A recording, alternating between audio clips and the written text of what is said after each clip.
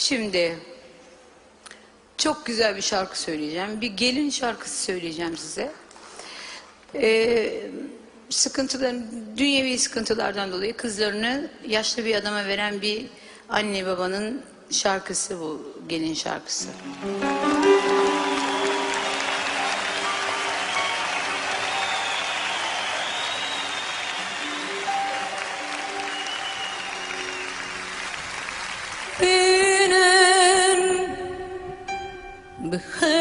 بخملينا لبوك بينان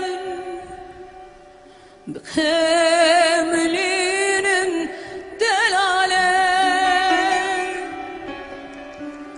شارع سرهلينا لبوك شارع Serhelinin delale deva terbibinin le le le le le le le le terbibinin delale.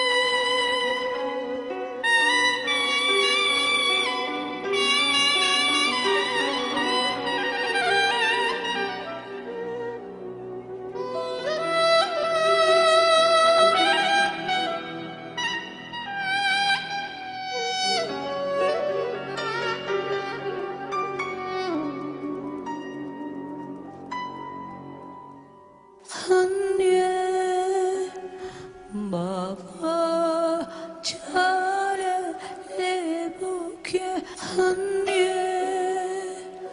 baba çare delale sabah nale nale lebuke negri Zavallı